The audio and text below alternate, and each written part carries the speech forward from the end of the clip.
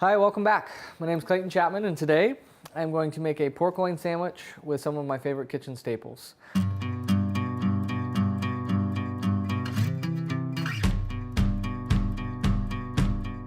I'm going to show you how to cook the pork loin. This is how I would cook a lot of pieces of meat, but the real kind of beauty to this recipe is it's meant to use whatever leftovers that you have in the refrigerator, whether you cook steak the night before or roasted chicken or cooked a pork loin. This recipe kind of becomes universal with any type of meat and is accompanied by a lot of the kitchen staples that I like to keep in my refrigerator at home. So to start, I've got a pork loin. I'm going to season it generously with salt and black pepper.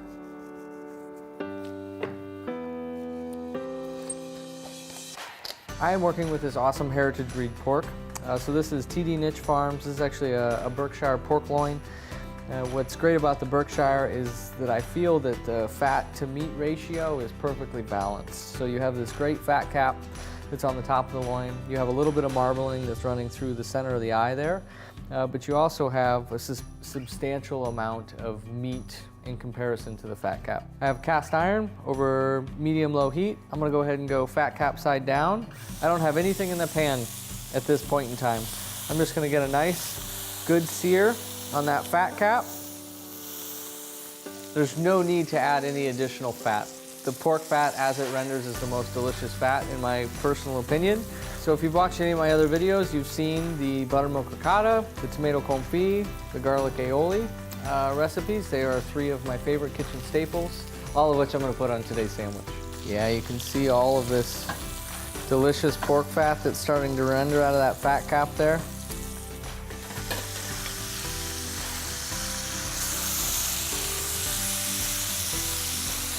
There's a lot of pork fat in there. Delicious. We're going to toast the buns in it. Yes, we are. So I'm going to sear this on all sides. Put a little fresh thyme and whole garlic clove in the pan with it. Kind of hear that crack and pop as the water cooks out of the fresh herb. So I'm going to put this garlic in, just smashed to release some of the natural oils in the garlic, but I'm going to leave the skin on to help protect the garlic so that it doesn't burn in the pan.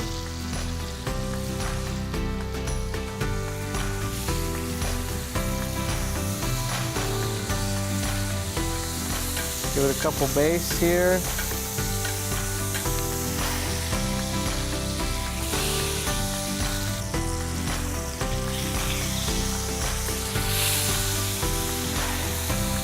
Okay, we've got a nice sear on all sides. Giving it a couple bastes in the garlic and thyme fat here. I'm gonna go ahead and place the whole cast iron, everything included, in a 450-degree oven with a fan. About 15 to 20 minutes. All right, let's go check on our pork. Yeah.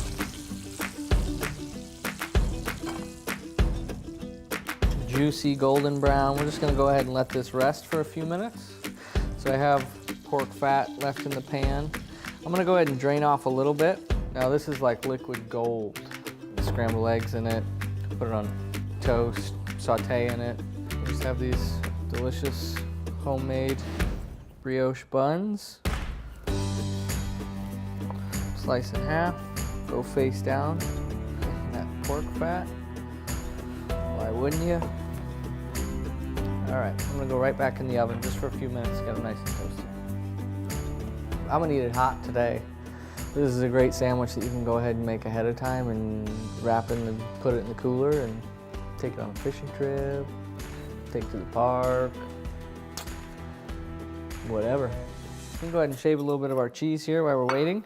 Some nice aged tart cheese. I'm a big fan of this aged white cheddar. It's nice and creamy. Its sharpness is like somewhat mild, kind of tangy. Homemade buttermilk ricotta, tomato confit, country style mustard, just some fresh greens, and you can use whatever you have, whether it's spinach, arugula, and I'm gonna go ahead and toss this with a little bit of garlic aioli.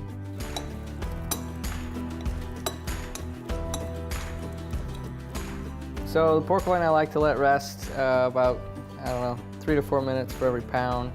This is rested for about 5, let's say. in a perfect world, slice against the grain, and that's just going to help texture so you can see the grains running this way. So I want to go ahead and slice this way.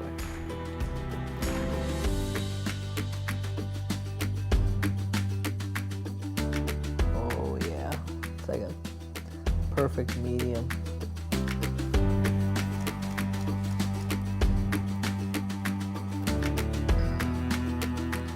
Got our nice toasted buns. Buttermilk ricotta on the bottom there. Country style mustard on top.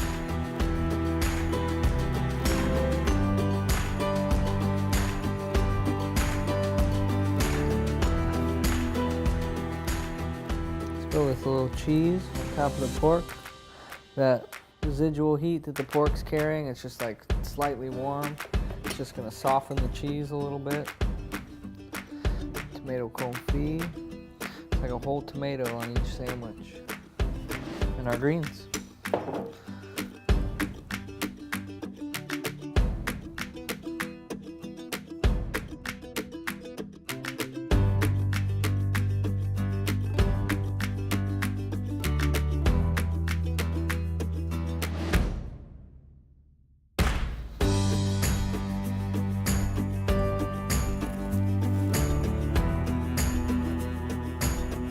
Really good. Garlic, tomato, cheese, ricotta, roasted pork loin. What else can I say? Thanks for joining me. We'll see you next time.